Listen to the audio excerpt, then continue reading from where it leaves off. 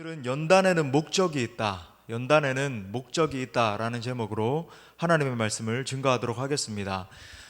우리 인생에 시련과 고난이 없는 인생은 아무도 없습니다. 여러분, 이 사실을 우리가 참 잘 알고 있지만 내가 원치 않는 이 고통을 겪는다, 예상치 못했던 어떤 어려움에 당면한다라고 하는 것이 참 쉬운 일이 아닙니다.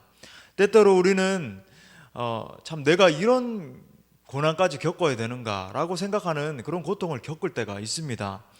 예수를 믿고 나서 모든 것이 형통하다라고 한다면, 그리고 내가 생각하는 대로 된다라고 한다면 얼마나 좋겠습니까? 사업도 잘 되고, 또 내 자식도 생각지도 않았는데 명문대학에 이렇게 들어가게 되고, 또 살다 보니까 아무런 병도 걸리지 않고 무병하고 장수하고 그런다라면 얼마나 만족스럽겠습니까? 하지만 여러분, 실제 인생은 그렇지가 않습니다. 좌절하고 낙심하고 실패할 때가 더 많다라고 하는 것입니다.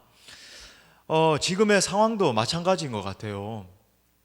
코로나19의 전파가 다시 막 급격하게 일어나고 있습니다. 참 혼란스럽고, 오늘 아침에도 뉴스를 보면서 참 기도가 절로 나오는 그런 상황인데, 엄중한 상황 가운데 놓여 있습니다. 이뿐만이 아니라 우리의 건강만 위협을 받는 게 아니라 이로 인해서 국가적인 어떤 경제적인 상황도 정말 극심한 어려움을 겪고 있고, 또 가정의 경제적인 위기, 교육의 붕괴, 또 교회들도 참 많은 영적인 위기들을 겪고 있는 것이 사실입니다. 난국이라고 해도 과언이 아니겠죠. 진짜 전 세계가 들썩이고 있는데, 또 참 우리가 인생을 살아가다 보면 버겁게 다가오는 사실이 뭐냐면, 이 믿지 않는 자들이 믿는 우리보다도 더 잘 살아가는 것처럼 보일 때가 있다라고 하는 거예요. 어려움을 덜 겪는 것처럼 보이고, 또 그들이 잘 사는 것처럼 보입니다. 믿지 않는 사람들은 매주마다 놀러 다니고 그래도 잘 먹고 잘 사는 것처럼 보이기 일쑤인 거예요. 하지만 예수 믿는 우리는 어쩌다가 주일 성수를 하지 않는다 싶으면 하나님이 가만히 두지 않으시는 것처럼 보입니다. 조금 세상적으로 기울면서 죄를 짓고 살면 하나님의 손이 급히 우리 삶 가운데 개입을 해서 가만히 두시질 않는 거죠. 우리를 채찍질 하시는 그 손길을 경험하게 되는 겁니다. 참, 그래서 우리는 오늘 이런 질문이 그냥 우리 가운데 약이 되는 것 같아요. 정말 우리가 예수님을 믿는다라고 하는데, 내가 예수님을 따르기로 작정한 예수님의 제자로서 살기 원한다라고 하면서 왜 이런 고난을 우리가 겪어야 되는가? 심지어 예수 믿지 않는 사람들보다도 더 큰 고난을 겪는 것처럼 보이는가? 또 내가 겪고 있는 이 고난을 통해서 하나님이 대체 무엇을 이루어 가기를 원하시는가? 특별히 이 코로나19의 이 특별한 어려운 상황 가운데서 하나님이 믿는 우리에게 원하시는 것이 무엇인지를 우리가 함께 상고하면서 은혜를 나누기를 원합니다. 자, 첫 번째는요, 이 연단에는 목적이 있다라고 하는 거예요. 오늘 말씀을 통해서 알 수 있는 첫 번째 포인트는 연단에는 목적이 있습니다. 여러분, 하나님은 당신의 백성을 연단하십니다. 그러니까 아무나 연단하시는 게 아닙니다. 예수 믿지 않는 사람도 연단하시는 게 아니에요. 그들도 물론 고통을 당할 때가 있죠. 근데 그건 연단이 아닙니다. 그냥 고통 당하는 거예요. 자연적인 어떤 법칙에 의해서 살아가다 보니까 고통을 당하는 겁니다. 여러분, 하나님은 당신의 자녀만 연단하십니다. 자, 10절 상반절에 보니까 보라, 내가 너를 연단하였으나, 그러니까 하나님이 직접 연단하신다는 거예요. 여러분, 성경을 보면 이 연단이라고 하는 단어가 여러 번 등장하는 것을 우리가 볼 수 있습니다. 이스라엘은 어느 나라보다 연단을 많이 받은 백성입니다. 실제로도 지금도 팔레스타인과 여러 가지 분쟁 중에 있기도 하고, 또 여전히 전 세계 디아스포라로 이렇게 흩어져 있는 민족이죠. 그리고 지금 이스라엘 땅에 이렇게 복귀해서 유대인들이 같이 살아가고 있지만 사실 단일 민족도 아닙니다. 그 땅 가운데 살고 있는 민족들의 상당수가 러시아 사람들, 그리고 이제 흩어져 있던 중동의 사람들도 상당수 있고, 또 유대 민족들도 이렇게 모여 있지만 이렇게 모이게 된 것도 사실 얼마 되지 않잖아요. 여러분, 왜 그토록 이 이스라엘 백성들이 혹독하게 시련을 겪어야 되는가? 여러 가지 참 문제 가운데, 심지어 2000년 넘게 이렇게 모여서 살지도 못하는 그런 일까지 겪어야 되는가? 그러니까 하나님께서 택한 백성이기 때문에 그렇습니다. 하나님께서 택한 백성이기 때문에. 아니 뭐 지금은 확대된 유대 민족, 우리 민족적 유대인이 아니라 우리 믿음으로 하나님 앞에 구원받는 우리 유대인들, 그죠? 믿음의 하나님의 백성을 따라야 되는 거 아닙니까? 여러분 그렇지 않아요. 로마서 9장부터 11장에 보면 실제로 하나님이 택한 백성인 이 유대인들을 향한 여러분 하나님의 계획이 특별히 있습니다. 이 마지막 때 예수님 재림하시기 전에 유대인들이 돌아오는 그런 현상들이 있다라고 하는 거예요. 그리고 여러분 이어서 이제 10절 중반절부터 보니까 은처럼 하지 아니하고 너를 고난의 풀무불에서 택하였다라고 말합니다. 그러니까 뭐 어느 정도에 당하는 고난이 아니라 고난의 풀무불이라고 이야기하는 거예요. 여러분 이 풀무불이라고 하는 것은 뭐 불 중에서도 가장 센 불, 그러니까 뭐 엄청나게 극심한 이 고난을 묘사하는 거죠. 혹독한 시련을 말합니다. 자, 그러면 또 이런 의문이 드는 거예요. 하나님이 대체 무슨 계획을 가지고 계시길래 그의 택한 백성을, 그의 사랑한다라고 하는 자녀들을 이렇게까지 혹독하게 훈련을 시키시는가? 연단하시는 것까지는 좋은데 풀무불이라고 묘사되어 있을 만큼 이렇게 극심한 어려움 가운데 노출시키시는가? 참 우리가 여러분 그 이유를 알게 되면 신앙에 많은 의문들이 풀리게 돼요. 그 대답이 이제 오늘 말씀입니다. 오늘 말씀 여러분 어렵지 않습니다. 제가 여러분 온라인으로 지금 예배를 드리고 있다는 걸 염두에 두면서 굉장히 간단하지만 여러분 확실한 진리를 선포하길 원해요. 여러분 하나님의 관심은 저와 여러분 우리에게 있습니다. 하나님의 첫 번째 관심은 물론 여러분 온 세계 열방에 하나님의 관심이 있죠. 온 우주에 하나님의 관심이 있습니다. 하지만 하나님의 첫 번째 관심은 믿는 우리에게 있다라고 하는 거예요. 하나님은 믿는 우리를 하나님의 백성으로서, 하나님을 섬기는 그 백성으로서 합당하게 세우기를 원하십니다. 세우시고 하나님의 영광을 위해서 쓰기를 원하세요. 그냥 뭐 이렇게 태어나면 잘 살게 하시다가 나만 배불리고 뭐 이렇게 적당히 교육받고 적당히 내 신앙 이렇게 좀 물려주고 적당히 살게 하시다가 그냥 돌려보내시기를 원하시는 게 아니라 하나님 반드시 그의 영광을 위해서 우리를 쓰기를 원하세요. 근데 그 쓰임 받느냐 쓰임 받지 못하느냐는 우리가 어떻게 하느냐에 달려 있습니다. 근데 여러분 보십시오. 하나님 정말 쓰시길 원하시는데 그냥 쓰실 수가 없어요. 뭐 우리가 너무 많이 회자하고 있는 그런 예를 들어볼까요? 40세의 모세가 히브리인들의 구원자로 그렇게 자처를 했습니다. 근데 어떻게 했습니까? 사람을 죽이잖아요. 사람을 쳐 죽인 다음에 자기 힘으로, 자기의 혈기로, 자기가 가지고 있는 어떤 계획으로, 자기의 권세로 하려고 했더니 사람을 죽이고 두려움에 떨면서 벌벌 떨면서 미디안 광야로 달려가서 40년간이나 그렇게 세월을 보내게 되지 않습니까? 여러분 자기 힘으로 뭔가 하려고 하다가 실패한 거죠. 이스라엘 백성들도 이 하나님의 구원을 이룰 그런 민족으로서 선택을 당했지만은 광야를 통과하는 가운데 수없이 하나님을 배반하고 실수하고 넘어지는 것을 우리가 보지 않아요. 그래서 여러분 2주간이면 끝날 이 광야 생활을 40년간이나 하게 됩니다. 왜 그런가? 그러니까 자기 힘으로 할 때 실패하게 되더라는 거예요. 여러분 그리스도인이라고 한다면 누구에게나 연단이 있습니다. 물론 그 연단의 경중에는 좀 차이가 있어요. 하지만 여러분 분명한 것은 이 시련은 하나님의 진노가 아니라 사랑의 증거라고 하는 것입니다. 시련을 통해서 하나님의 사람을 다듬어 가시는 거예요. 여러분 오히려 이 성경을 보면요, 하나님의 이 무서운 심판은 그냥 내버려 두시는 형태로 나타납니다. 로마서 1장에 보면 하나님이 정말 진노하시는 게 나와요. 사랑의 어떤 연단이 아니라 하나님이 진노하시는 장면이 나오는데 그것은 내버려 두심, 즉 유기하는 것을 말합니다. 실제 이 신학적 용어로 이렇게 하나님이 유기라고 이야기를 하는 거예요. 유기. 그러니까 하나님 편에서 보면 여러분 이 유기하는 것처럼 무서운 심판이 없습니다. 악인들로 하여금 계속적으로 그 악을 행하게 만들어서 자기가 당할 심판을 자기 머리에 계속 쌓게 되는 거죠.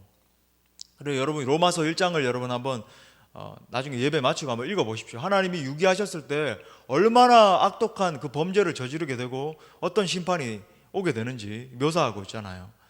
그러니까 예를 들어서 여러분 내 자식이 정말로 내 말을 듣지 않는다라고 해서 이게 정말 내가 바른 길이라는 걸 알고 그걸 가르쳐 주기 원하는데 그 말을 듣는다라고 해서 안 듣는다라고 해서 가만히 내버려 두는 그런 부모가 있습니까?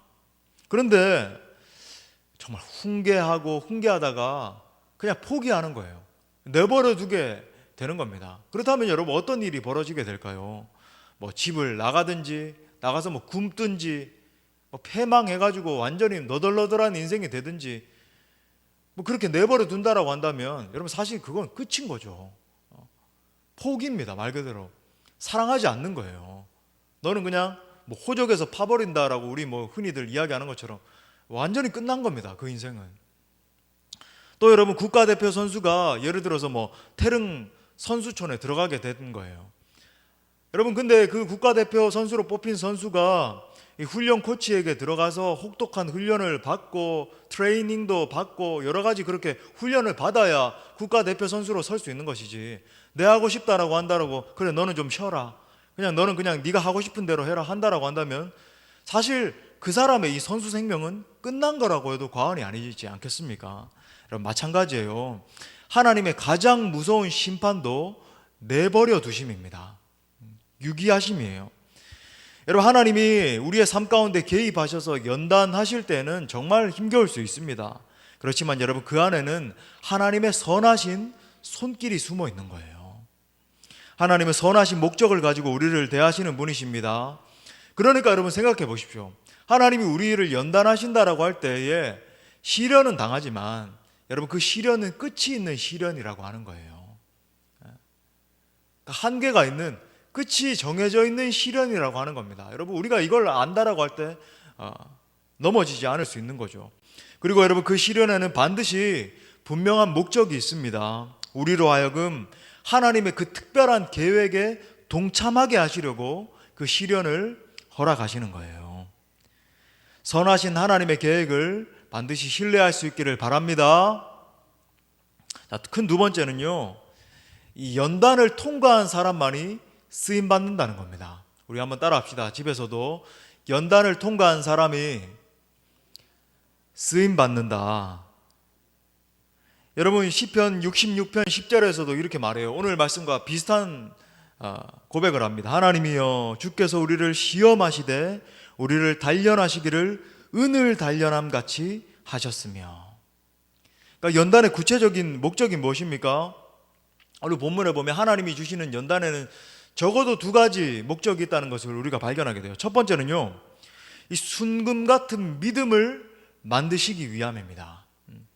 정말 정금 같은, 순금 같은 그런 믿음의 사람으로 우리를 빚으시기 위함이다.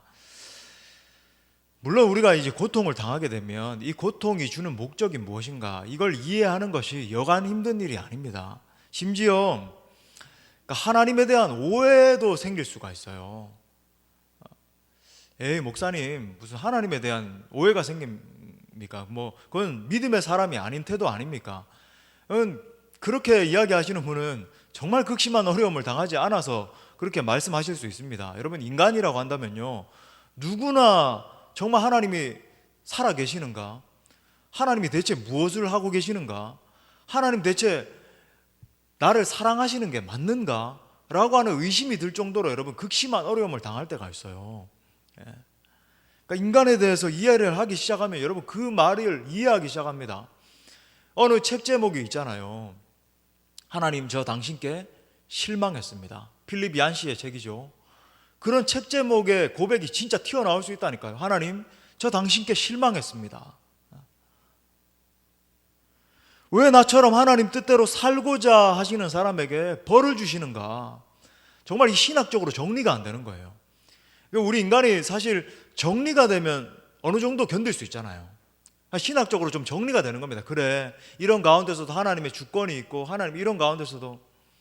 근데 여러분 이게 정리가 안 되면요, 답답해서 견딜 수가 없게 되는 거죠. 지금 우리 한국에 닥쳐진 이 상황도 신학적으로 정리가 안 되는 상황이 많아서 많은 이 뭐 지도자들부터가 왈가 뭐 이렇게 하고 있는데, 예배의 본질은 여러분 이게 뭐 어떤 형식을 떠나서 하나님을 아는 거라고 제가 말씀드렸잖아요. 하나님을 알지 못하는데 어떻게 여러분 형식적인 걸 갖췄다라고 해서 어떻게 우리가 온전히 예배를 드릴 수 있겠냐고요. 하나님을 모르는데, 하나님을 잃어버렸는데 우리가. 여러분 정말 우리가 진짜 구원받은 백성이라고 한다 할지라도, 내가 정말 예수 믿고 진짜 구원받았어요. 근데 우리의 삶 가운데 이해가 안 되는 고통을 당할 때가 있더라는 겁니다. 정리가 안 되는 거예요. 그런데 여러분, 우리가 첫 번째로 이럴 때 견지해야 되는 자세가 있는데, 그건 뭐냐면, 하나님의 백성이라고 한다면 우리에게 찾아오는 이 불시험, 정말 이해하기 힘든 풀무불과 같은 고난이 닥쳐온다 할지라도 여러분, 이걸 이상히 여기시면 안 된다는 거예요. 왜냐하면 여러분 보십시오, 이건 내가 잘못해서 그런 게 아닙니다. 물론 여러분, 그건 또 기억하셔야 돼요. 내가 정말 하나님 앞에 범죄해서, 내가 하나님 앞에 바로 서 있지 못해서 당하게 되는 그런 고난도 있습니다. 근데 여러분, 심지어 그렇다 할지라도, 그러니까 내가 잘못해가지고 단순히 이 믿는 자라고 한다면 하나님 나를 넘어뜨리시려고, 나를 무너뜨리시려고, 나에게 모든 소망을 앗아가시려고 주시는 그런 시련이 아니라고 하는 거예요. 하나님은 반드시 우리에게 선한 목적을 가지고 시련을 주십니다. 베드로전서 4장 12절 말씀에서 이렇게 말해요. 사랑하는 자들아, 우리 같이 한번 읽어볼게요. 사랑하는 자들아, 너희를 연단하려고 오는 불시험을 이상한 일 당하는 것 같이 이상히 여기지 말고. 지금 사도 베드로에 따르면, 그러니까 하나님의 백성을 연단하려고 하는, 여기서도 불시험이라 그러잖아요. 얼마나 이 시험의 강도가 강한지, 불시험 당하는 것을 이상하게 여기지 말라. 그러니까 이상한 일 당하는 것 같이 이상히 여기지 말라. 얼마나 이게 이상히 여기지 않는 게 중요하면 이렇게까지 표현을 해요. 왜냐하면 이유 있는 시험이기 때문입니다. 여러분, 이게 우리가 믿음에 이제 눈을 들어서 바라볼 필요가 있는 거죠. 지금 한국 교회에 닥쳐진, 물론 전 국가적이고 전 인류적이지만, 여러분, 우리는 먼저 우리 믿음의 사람에게 닥쳐진 이 일에 대해서 질문을 던질 필요가 있는 거죠. 하나님이 지금 우리에게 이런 일들을 닥치게 하시고 뭔가 이렇게 상황에 맞닥뜨리게 하셨을 때는 이게 하나님의 섭리적인 허용하심 가운데서 일어나고 있는 일이라고 한다면, 여러분, 우리는 이 가운데서 신학적인 질문을 던질 필요가 있어요. 근데 여러분, 첫 번째로 여러분, 이게 이상한 일 당하는 것처럼 이상히 여기지 말아야 된다라고 하는 겁니다. 이 상황 가운데서, 자, 예를 들어서 성경에서 가장 여러 이렇게 극심한 시련을 당한 선배들이 나오고, 여러분 보십시오, 거의 100% 하나님 앞에 붙들림 받아서 쓰임 받은 사람은 많은 시험과 고난을 통과한 믿음의 선배들이었어요. 근데 그 중에서도 제일 많은 어떤 큰 시험을 당했던 선배가 누구인가? 그러니까 욥을 들 수 있지 않겠습니까? 근데 여러분, 이 욥이 어떤 잘못을 많이 해가지고 고난을 당한 게 아니에요. 여러분, 욥은 하나님의 사람이었습니다. 그러니까 얼마나 욥이 철저하게 의롭게 살려고 발버둥을 쳤냐면, 욥은요, 혹시나 내가 이렇게 하나님 앞에 살아가다가 숨은 죄가 있지 않을까, 내가 지금 인식하지 못할 정도로 어떤 숨어있는 죄가 있지 않을까 싶어가지고 하나님 앞에 속죄제를 드렸던 사람이 욥이에요. 얼마나 철저했는지, 의롭게 살다가 내게 혹시 숨어있는 죄가 있지 않을까, 그러면서 속죄제를 드렸던 사람이 욥입니다. 그랬던 욥에게 정말 말로 표현하기 힘든 고난이 찾아오죠. 자식들 다 죽고 건강이 완전히 다 무너져서 온몸에 악창이 들려서 기와장으로 온몸을 벅벅 긁고, 그 와중에 아내가 찾아와가지고 당신이 예배한다라고 하는, 경외한다라고 하는 그 하나님을 저주하고 죽으라는 그런 독한 말을 하지를 않나. 참 고난도 그런 고난이 없는 거죠. 말 그대로 불시험이 찾아왔습니다. 자, 그때 또 가만히 있으면 되는데 욥의 친구들이 찾아와가지고 뭐라고 이야기하냐면, 네가 잘못해가지고 하나님 앞에 벌을 받는 거라고 지금 이야기를 해요. 너가 잘못해서 벌을 받는 것이다. 근데 여러분, 욥은 이해가 되지 않았습니다. 도무지 아무리 생각을 해도 자기에게 어떤, 내가 무슨 죄를 지어서 이런 고난을 당한다 찾아내기가 어려웠어요. 정말 혼란스러운 순간들이 한참 지나갑니다. 계속 지나가요. 왜 하나님이 내게 이런 시련을 주셨을까? 대체 내게 혹시 더 숨겨진 죄가 있는가? 생각했습니다. 그러니까 처음에는 답을 얻지 못하고 정말 많이 힘들어했어요. 실제로 믿음의 사람들도 힘겨워할 수 있죠. 다윗도 그랬고 다 힘들 수 있습니다. 근데 결국은 욥이 그 답을 찾아내요. 여러분, 이게 믿음의 사람이죠. 자, 그 답이 욥기 23장 10절에 나옵니다. 우리 너무 잘하는 고백입니다. 또 한번 선포하면서 읽겠어요. 그러나 내가 가는 길을 그가 아시나니 그가 나를 단련하신 후에는 내가 숨금같이 되어 나오리라. 우리 찬양하는 것처럼 내가 정금같이 나오리라. 이 욥의 고백 아닙니까? 그죠? 자, 우리가 근데 이 말씀을 통해서 알 수 있는 게 있어요. 욥은 특별한 죄를 짓지는 않았지만 완전하지도 않았습니다. 그러니까 금은 금이었는데 순금이 아니었던 거예요. 내가 순금같이 나오리라 했던 것은 욥이 깨달았던 겁니다. 아, 내가 하나님 앞에 온전하게 서 있지 못했었구나. 내가 내 나름대로는 의롭게 살아간다라고 발버둥을 치면서 심지어 사람들에게 그게 알려질 정도로, 욥은 참 의로운 사람이야, 동방에서 의로운 사람이야, 알려질 정도로 그렇게 인정을 받았다 할지라도 내 안에 숨겨진 죄가 있었구나. 내가 참 이렇게 하나님 앞에 온전한 모습으로 서 있지 못했구나 발견하게 된 거예요. 걸러보니까 내 안에 참 이 불순물과 같은, 순금과 같지 않은 그런 것들이 섞여가지고 참 하나님 앞에 서 있지 못했구나 깨닫게 된 것입니다. 그게 다름이 아닌 뭐냐면 욥의 중심 가운데 자기의가 숨겨져 있었던 거예요. 나는 온전한 사람이야, 나는 하나님 앞에 의로운 사람이야, 나는 이렇게 잘하고 있지 라고 생각을 하고 있는 자기의가 숨겨져 있었던 겁니다. 사랑하는 여러분, 하물며 우리는 어떻겠습니까? 여러분, 우리가 이 시간에 정말 정직하게 하나님 앞에 직면할 수 있어야 됩니다. 여러분, 우리 안에는 생각보다 너무 많은 찌꺼기들이 숨어 있어요. 여러분, 이런 것들이 평소에는 드러나지 않습니다. 하지만 여러분, 고난의 풀무불 가운데 놓여지게 되면 이런 것들이 막 불순물들이 올라오는 것을 보게 되죠. 평소에는 내가 꽤 괜찮은 사람인 것 같고, 뭐 겸손한 사람인 것 같고, 예배자인 것 같고, 뭐 하나님 앞에 예배 자리에 나와 있으면서도, 여러분, 이게 우리가 지금 드리고 있는 예배론에서 정말 중요한 점검 아니겠습니까? 내가 반복해서 하나님을 예배할 때도 뭐 나는 그렇게 특별한 죄를 짓고 있지 않지, 나는 뭐 하나님 앞에 이렇게 많이 섬기고 있지 생각하고 있으면서도 내 안에 숨겨져 있는 자기 의는 보지 못하고 있는 거죠. 이 정도면 괜찮을 줄 알았는데 이 풀무불 안에 들어가고 나니까 하나님이 결정적으로 그걸 탁 이렇게 건드리시는 순간이 오는 거죠. 마치 첫째 아들의 경우처럼. 둘째 아들이 돌아오니까 일평생 나는 하나님 곁에 있었는데도 불구하고 화를 내는 거예요. 왜 저 당신의 아들을 내 동생이라고 이야기하지 않잖아요. 당신의 아들을 갖다가 저렇게 받아주냐고 화를 내기 시작하는 거죠. 내 안에 교만이 얼마나 많은지, 내 안에 이 위선과 허영이, 가식이 얼마나 가득한지를 보게 되는 겁니다. 참, 여러분 보십시오. 내 안에 있는 이 죄의 독성이라고 하는 것은 참 지독한 것 같아요.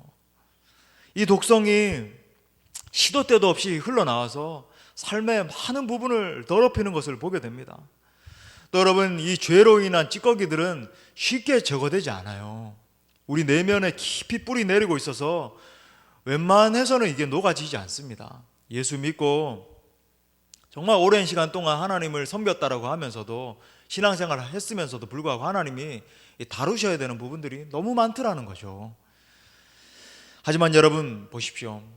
연단받고 나면, 그 불시험을 통과하고 나면 정말 하나님이 멋지게 쓰실 수 있는 사람으로 빚어지게 됩니다.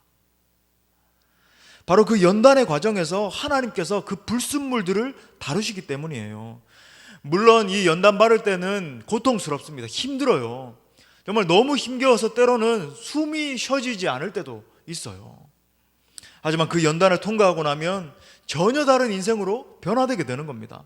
예전에는 불량품으로 쓰였는데, 여러분, 우리 뭐 차 수리 같은 거 할 때도 그렇잖아요. 정품이 아니면은 수명이 짧잖아요. 그죠? 그러다가 또 고장날 수도 있고. 하지만 여러분, 불량품으로 쓰임받던 인생이 정말 하나님 앞에 연단받고 연단받아서 불순물들이 다 제거되고 정말 이 정품으로, 순금과 같은 그런 인생으로 바뀌게 되는 거예요. 여러분, 그렇게 변화되게 되면 어떻게 되는지 아십니까? 예전에도 약간 쓰임받고 그랬을 수 있는데 그때도 넘어지고 자빠지고 포기하고 뭐 이런 인생이었다고 한다면, 여러분 정말 단련된 다음에는 여러분 쓰임받는 폭이 달라지게 돼요. 하나님이 정말 위대한 인생으로 들어쓰기에 합당한 그런 그릇으로 바뀌게 되는 겁니다. 반대로 여러분, 연단받지 않으면요, 하나님이 쓰시고자 해도 쓰실 수가 없어요. 저는 정말 참 기억합니다. 여러분, 뭐 올해도 뭐 CCC나 이런 많은 선교단체에서 온라인으로 이렇게 수련회를 진행하고 했는데, 여러분, 우리 한국의 대표적인 선교 어떤 집회가 선교 한국입니다. 여러분, 이 선교 한국에 가면 뭐 옛날에 이렇게 한참 우리 한국 부흥기 때 뭐 90년대 막 2000년대 한 중반까지만 해도 선교 한국에 가면 한 2만 명씩 이렇게 젊은이들이 모였어요. 그러면 마지막에 막 이렇게 선교 헌신을 합니다. 그러면요, 나는 선교사로 하나님 앞에 내 삶을 드리겠습니다 헌신하는 청년들이 막 5천 명씩 일어나서 결단하고 결신 카드에 그렇게 손을 젓고 그냥 이렇게 뭐 예수님 믿겠습니다가 아니에요. 내 삶을 들여서 선교사로 이렇게 나가겠습니다, 그렇게 결단하는 청년들이 그렇게 많았어요. 근데 여러분, 지금까지 우리 한국 전체 파송 선교사님이 2만 2천 명밖에 되지 않아요. 그 청년들은 다 어디 갔을까요? 뭘 하고 있을까요? 매년 그런 일이, 2년에 한 번씩 선교 한국이 열리는데, 그렇다면 지금까지 한 20년이 반복됐다라고 한다면, 20회 정도 이상이 반복됐다라고 한다면, 수십만 명이 헌신을 했는데 다 어디 갔냐고요. 여러분, 이 불순물이 걸러지지 않으면 내려놓게 되죠. 포기하게 되죠. 하나님 앞에 온전하게 쓰임받지 못하게 되는 거예요. 하지만 여러분, 고난의 이 풀무불을 견디고 단련되고 빚어지기 시작하면 하나님이 쓰실 그런 합당한 그릇으로 바뀌게 되는 겁니다. 여러분, 그래서 하나님이 주신 어떤 면에서 이 연단의 시간을 여러분이 통과하는 것이 중요하다고 하는 거예요. 그냥 견뎌내는 것 정도가 아니라 믿음으로 통과하는 것이 중요하다. 여러분, 이 기간 포기하거나 쓰러지는 것이 아니라 이 연단을 잘 통과함으로 말미암아 정말 정금같이 빚어져서 하나님 여러분 쓰시기에 합당한 그릇들로 여러분 성장하는 그런 놀라운 기간들이 될 수 있기를 간절히 바랍니다. 아멘, 아멘. 여러분, 둘째로는요, 하나님이 연단하시는 이유, 두 번째는요, 하나님의 영광을 위해서 살도록 하시기 위해서예요. 하나님 영광을 위해서 살도록 하기 위함이다. 자, 오늘 본문 11절 말씀입니다. 이렇게 말합니다. 나는 나를 위하여 이를 이룰 것이라. 두 번이나 반복하시죠. 나를 위하여. 어찌 내 이름을 욕되게 하리요 내 영광을 다른 자에게 주지 아니하리라. 그러니까 우리에게 연단을 주시는 이유는 하나님께만 영광을 돌리는 자들로 우리를 빚으시기 위함입니다. 여러분, 우리가 연단받지 않는 인생으로 살아가게 되면 우리 자신을 이렇게 돌아보면요, 우리는 정말 쉽게 내 자신에게 영광을 돌리고 내 기쁨을 위해서 살아가기에 딱 적합한 그런 인생들이더라고요. 여러분, 우리 속에 있는 이 죄의 뿌리들은 어떻게 해서든지 내 자아의 충족, 내 자랑거리 삼고 내 욕망을 충족시키고 이런 것들을 위해서 살게 만들어버려요. 여러분, 이스라엘 백성들을 한번 생각해 보십시오. 이스라엘이 어떤 민족입니까? 시내산에서 하나님과 그 살아계신 하나님과 직접 대면해서 언약을 체결했던 그런 민족 아니냐고요. 전 세계 민족 가운데 그런 사람이 누가 있습니까? 그랬던 민족이 구약 성경 내내 정말 우리 같으면 그렇게 생각되지 않겠어요? 하나님과 대면해서 십계명을 받고 언약을 체결하고 그랬다면 나는 일평생 하나님 곁에서 배반하지 않고 정말 신실하게 한 번도 쓰러지지 않고 그렇게 쓰임받을 텐데, 그런 착각을 하잖아요, 그죠? 근데 여러분, 구약 성경을 한번 읽어보면 얼마나 많이 쓰러지고 배반하고 하나님의 가슴을 아프게 하고 우상 앞에 엎드려서 바알이여 바알이여 그러고 앉았고, 얼마나 많이 그럽니까? 근데 여러분, 이스라엘만 욕할 일이 아닙니다. 우리 자신의 모습을 볼 때 똑같더라는 거예요, 우리 인간들의 모습이. 하지만 여러분, 하나님의 연단을 받고 나면 달라집니다. 하나님의 그 불시험이라고 하는 그 극심한 연단을 통과하고 나면 고집스럽고 내 자아 중심으로 살던 이 삶의 방향이 꺾이기 시작해요. 그러니까 내 뜻이 아니라 정말 유순해져서 하나님의 뜻을 이루어드리는 인생으로, 하나님 무슨 말씀을 하시더라도 네 하나님 이렇게 내가 정말 도무지 이해도 되지 않는 말씀을 하신다 할지라도 네 하나님, 네 아버지 순종하겠습니다, 네 따라가겠습니다, 이런 사람으로 바뀌어지게 돼요. 그렇게 강팍하고 거칠었던 사람이 저는 참 종종 보게 되는 거예요. 불시험을 통과하고 난 다음에 부드럽고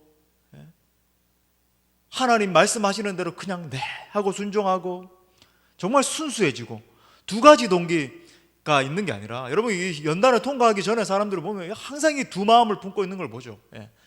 앞에서 그 본인만 몰라요. 조금만 영민한 사람이 이렇게 보면은 보이는 거죠. 앞에서는 이렇게 하지만 그 속에 숨은 동기가 탁 숨어 있고, 근데 그게 아니라 연단을 통과하고 나면 순수한 사람으로 바뀌는 거예요. 순전하다, 참 겉과 속이 똑같다, 그런 사람으로 바뀌어지고 단순해지고. 참 성경에서 그런 한 인물을 우리가 찾아볼 수 있어요. 우리가 잘 아는 요셉도 참 욥과 비교할 수 없을 정도로 욥은 이렇게 많은 극심한 시련을 당했지만 요셉도 참 단연 많은 시련의 사람으로서 꼽힐 수 있습니다. 여러분 시편 105편 17절에서 19절을 보니까 이 요셉의 시험 당한 것에 대해서 묘사를 하는데, 그가 한 사람을 앞서 보내셨으며 요셉이 종으로 팔렸도다. 참 형들에게 종으로 팔렸을 때 그 마음이 어땠을까요? 그의 발은 착고를 차고 심지어 오해를 당해서 강간 미수범으로 돼서 또 감옥에까지 또 가게 되죠. 그의 몸은 쇠사슬에 매였으니 곧 여호와의 말씀이 응할 때까지라 그의 말씀이 그를 단련하였도다. 그러니까 하나님의 말씀이 이루어지기까지 그를 단련했다라고 말합니다. 참 말이 쉬워서 단련이지, 우리가 청소년기에 사랑하는 가족들에게 그렇게 팔려가고 강간 미수범으로 오해를 당하고 종살이하고 감옥에 갇히고 착고에 차이고, 정말 요셉은 기가 막힌 일들을 계속 당하게 되고 억울한 일들을 계속 당하면서 길고 긴 그 고난의 여정을 통과하게 됩니다. 그리고 그 연단의 과정을 통과한 후에 하나님은 그 요셉을 통해서 그분의 구원 계획을, 거대한 그 구원 계획, 그죠? 이스라엘 백성들을 구원해낼 그 계획을 이루시게 되는 거예요. 그 구원을 이루시기 위해서 요셉을 선택하시고 그를 다루신 겁니다.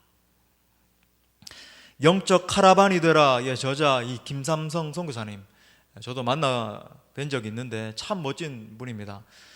그의 책에서 이렇게 말하고 있습니다. 연단의 가장 큰 목적은 하나님의 명령에 순종하는 사람으로 만드는 것이다. 우리를 정결케 하는 과정이 연단이다. 인간적인 동기가 사라지고 숨은 욕심을 다 버릴 때 하나님의 순수한 계획이 정확하게 임하게 된다. 이런 목적 때문에 하나님은 부르시는 즉시 연단을 주신다. 그러므로 사랑하는 형제 자매 여러분, 정말 하나님이 주시는 이 극심한 연단을 통과하심으로 말미암아 진짜 하나님의 영광만을 위해서 살아갈 수 있는 복된 인생들 될 수 있기를 간절히 축복합니다. 아멘. 마지막 큰 세 번째로, 연단을 통과한 사람에게 비전이 임합니다. 우리 한번 따라 합시다. 연단을 통과한 사람에게 하나님의 꿈이 임한다. 지금까지 목회를 해오다 보니까 참 많은 사람을 만나게 되고 그들과 깊은 대화를 나누게 됩니다. 그러던 중에 아주 흥미로운 점 한 가지를 이렇게 느끼고 발견하게 되는데, 그건 뭐냐면 연단받은 자와 연단받지 않은 자의 차이를 크게 느끼게 된다는 거예요. 시련을 통과한 사람들은 하나같이 특징이 있는데, 그건 뭐냐면 선명하다는 거예요. 뚜렷해요. 당신이 사는 목적은 무엇입니까? 당신의 사역의 목적은 무엇입니까? 당신이 열심히 일하는 목적이 무엇입니까? 딱 이야기하면요, 마치 이 안에 가득 뭔가 차 있는 사람인 것처럼 딱 분명한 목적이 탁 튀어나와요. 뭐 이렇고 저렇고 흐리멍텅한 그런 게 없습니다. 대개 여러분 이 연단의 과정을 거치기 전에 사람을 만나보면 대답이 굉장히 복잡해요. 무슨 이야기를 하는지 자기 자신도 잘 모릅니다. 이게 머릿속에 뭔가가 잡혀있지가 않아요. 그리고 이런 사람들의 특징을 보면은 뭔가 하고 싶은 것도 많은데 자기 속에 이 야망이 굉장히 가득하다는 것을 느끼게 되죠. 교묘한 말로써 이렇게 그걸 숨기긴 하지만 굉장히 큰 야망이 숨어 있다는 것을 또 느끼게 되고, 하나님을 위해서 살겠다고 말은 하는데 왠지 이 진정성이 느껴지지 않는, 하나님에 대한 순도 높은 이 순종의 마음이 느껴지지 않습니다. 반대로 여러분, 하나님의 불시험을 통과하고 나면 인간적인 이 욕망이 다 눈 녹듯이 사라져서 녹게 되는 거예요. 엉뚱한 우상에게 내 생명과 내 이 시간과 정력을 쏟던 것이 헛된 야망이 다 사라지고 순금과 같이 되어서 나오는 것을 보게 되는 겁니다. 여러분 보십시오. 여기서부터 진짜 인생이 시작되는 거예요. 누가 어디에서 어느 각도로 본다 할지라도 정말 순전한 사람이 되는 거죠. 모든 가지치기가 다 끝나고 하나님의 이 거룩한 목표를 향해서 달려가는 그런 사람으로 다듬어지는 겁니다. 그러니까 이런 사람들의 특징이 있는데 하나님의 영광 말고는 다른 데 관심이 없어요. 시간을 쓸 여력도 없고 다른 데 관심도 없습니다. 그분의 영광을 위해서 달려가다가 어떤 일이 일어나든지 상관없는 거죠. 오로지 하나님의 영광에 사로잡혀 있는 사람인 것처럼 정말 하나님의 그 영광을 추구하는 것이 내 삶의 목표입니다. 하나님의 비전을 이루길 원합니다. 사로잡혀 있는 사람인 것처럼 살아가게 되는 거예요.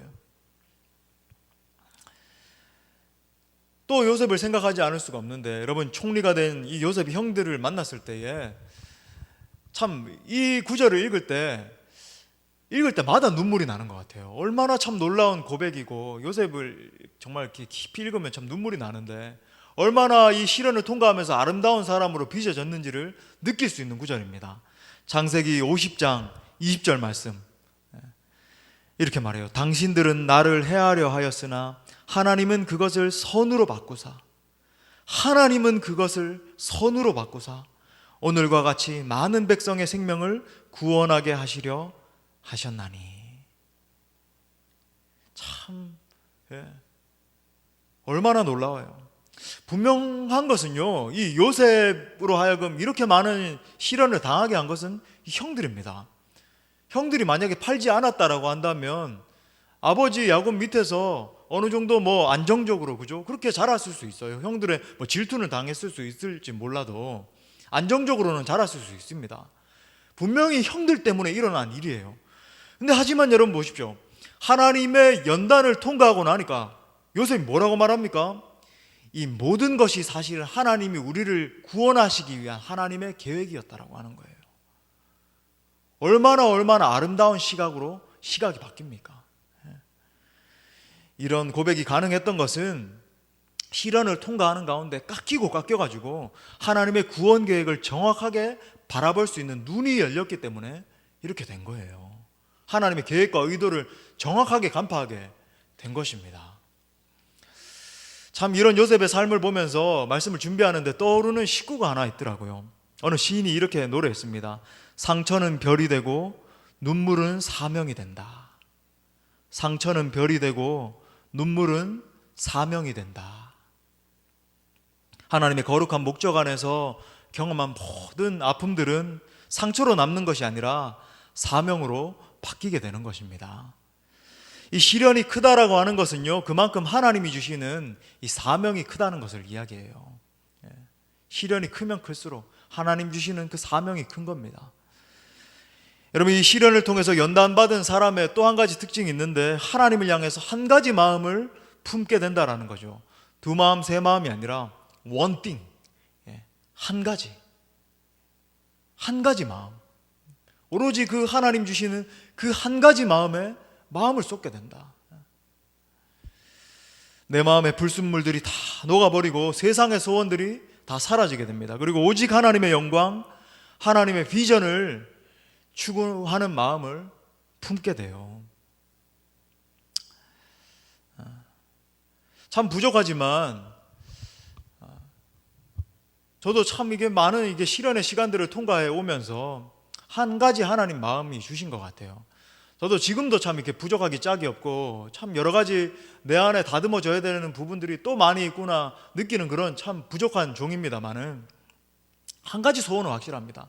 하나님, 참 저는 부족하고 연약하기 짝이 없는 종이지만 내가 이 한 번 사는 인생에서 이렇게 사역을 감당한다라고 한다면 내가 사역하는 교회에서 정말 그 어느 교회보다도 예배가 뜨겁고 그리고 그 예배를 통해서 얻은 그 힘을 통해서 전도와 선교에 목숨을 건 그런 교회로 일으켜 세워지는 그런 사명 감당하게 하여 주옵소서. 저는 정말 사랑하는 성도님들이 일어나서요 온 세계와 열방을 누비는 그 꿈을 꾸게 돼요. 자다가도 참 그 꿈을 꾸면 가슴이 뛰고 정말 그 꿈을 이루어지는 그날이 속히 오길 소원하고 그렇게 기도하고 있습니다. 우리 수원 동부 교회를 통해서 그런 놀라운 꿈이, 하나님의 꿈이 이루어질 줄 믿습니다. 그 한 가지 소원을 우리 모든 성도님들이 품었으면 좋겠어요.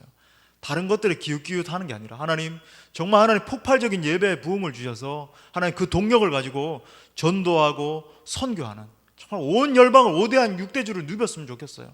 저 아시아로, 저 중동 땅으로, 저 북미로, 남미로, 그죠? 저 아프리카 땅으로 온 세계와 열방을 누비면서 하나님의 복음을 증거하는 그런 거대한 무리들이 우리를 통해서 일어나는 것을 보기를 원합니다. 여러분, 오늘 말씀하시는 이 하나님의 뜻을 우리가 함께 깨달았으면 좋겠어요. 나는 나를 위하여 내 영광을 다른 자에게 주지 아니하리라.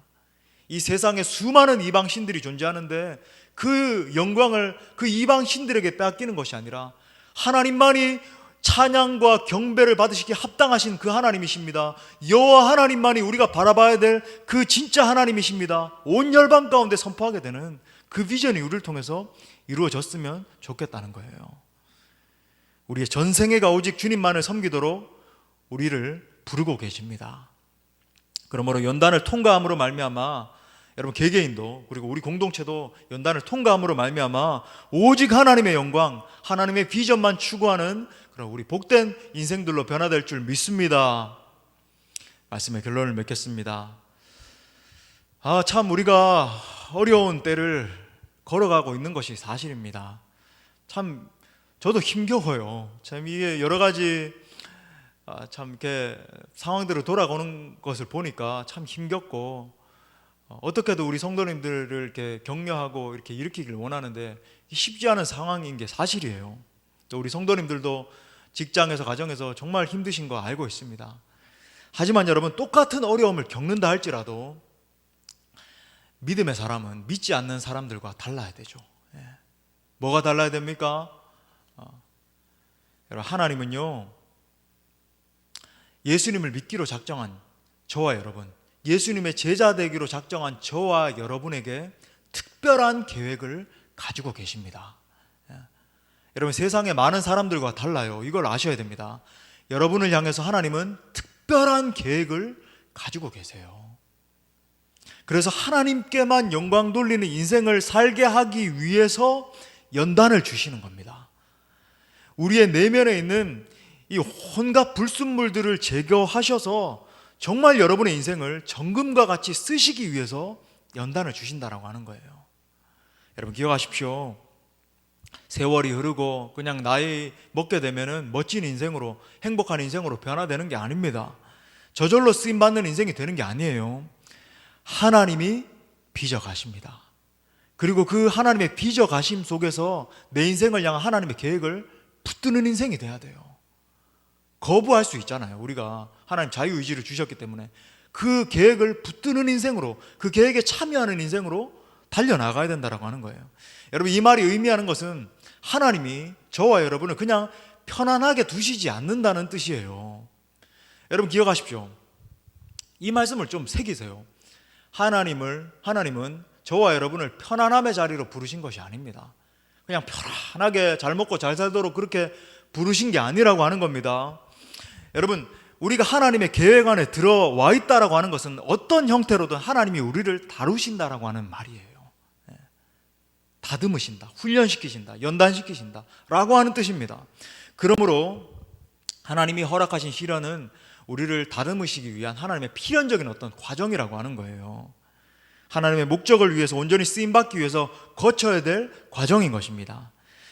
여러분, 지금 너무 힘들고 슬프십니까? 코로나19라고 불리는 우울증까지 찾아오고 너무 힘겨우세요? 여러분, 그냥 그 자리에 주저앉아 있지 말고 하나님의 뜻과 계획을 발견할 수 있기를 바랍니다. 여러분, 그래서 자꾸 깊이 기도하는 가운데 깊이 생각하셔야 돼요. 인생을 깊이 돌아보고 앞으로 내가 살아갈 인생에 대해서 하나님 앞에서 청사진을 그려봐야 돼요. 말씀 앞에서 기도하면서 깊이 생각해 보는 거죠. 나를 다듬으셔서 쓰시기 원하시는 그 하나님의 목적을 이 기간 중에 발견할 수 있게 되기를 간절히 바랍니다. 여러분 기억하세요. 하나님의 거룩한 목적은 나를 통해서 이루어집니다. 우리 자신의 가슴에 한번 손을 얹고, 여러분 화면을 통해서도 자신의 가슴에 한번 손을 얹고 한번 따라합시다. 하나님의 거룩한 목적은 나를 통해서 반드시 이루어진다. 우리 옆에 계신 분들에게도, 가족들에게도 하나님의 거룩한 목적은 당신은 통해서 반드시 이루어집니다. 여러분 믿으십니까? 우리 마지막으로 이 말씀을 가슴에 새기면서 함께 읽고 말씀을 마치겠습니다. 로마서 5장 3절부터 4절 우리 함께 가슴에 새기면서 읽겠습니다. 시작. 다만 이뿐 아니라 우리가 환난 중에도 즐거워하나니 이는 환난은 인내를, 인내는 연단을, 연단은 소망을 이루는 줄 알미로다. 아멘. 아무쪼록 우리에게 닥쳐진 이 불시험을 능히 통과함으로 말미암아 하나님께 쓰임받고 크게 영광 올려드리는 사랑하는 복된 인생들 될 수 있기를 간절히 축원합니다. 축원합니다. 아멘. 아멘. 우리 말씀을 주신 하나님께 영광의 박수 올려드리겠습니다. 예, 우리 불편하시지 않으면 그 가정에서도 자리에서 일어나셔서 우리 함께 말씀 붙들고 우리 함께 찬양하고 기도하겠어요.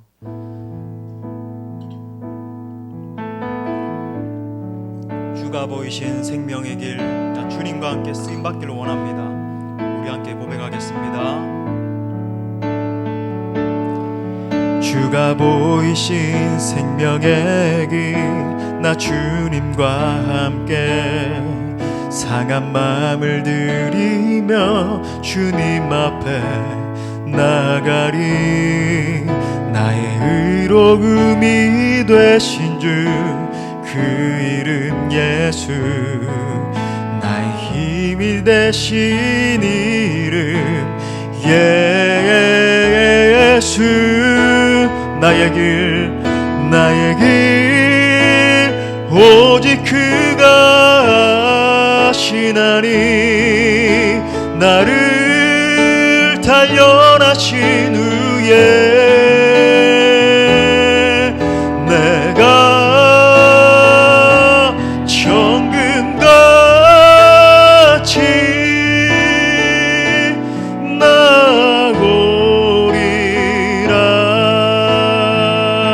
나오리라. 우리 다시 한 번 더 주가 보이신 생명의 길, 주가 보이신 생명의 길, 나 주님과 함께 상한 마음을 들이며 주님 앞에 나가리.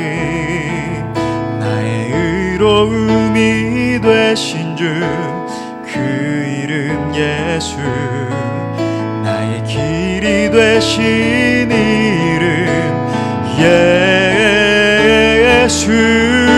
나의 길, 나의 길 오직 그가 하시나니.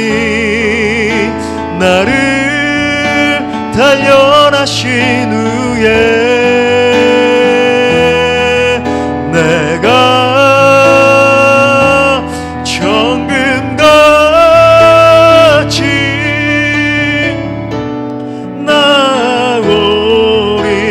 나오리라. 나의 길 오직 그가, 나의 길 오직 그가 하시나니.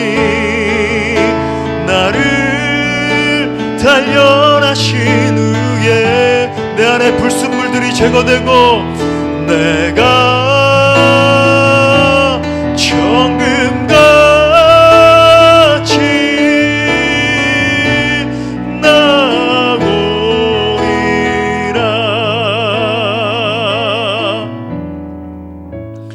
여러분 이 시간에 우리 말씀 붙들고 함께 기도하기를 원합니다. 하나님께서 우리에게 시련을 주시는 이유는 온전한 하나님의 사람 만드시기 위함입니다.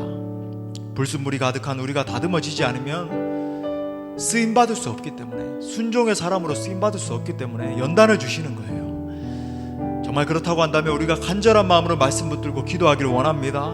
기쁨으로 하나님 주시는 연단 받기로 결단하며 우리 기도합시다. 하나님, 이 시련의 시간 가운데서 내 안에 모든 더러운 것들이 제거되게 하여 주시옵소서.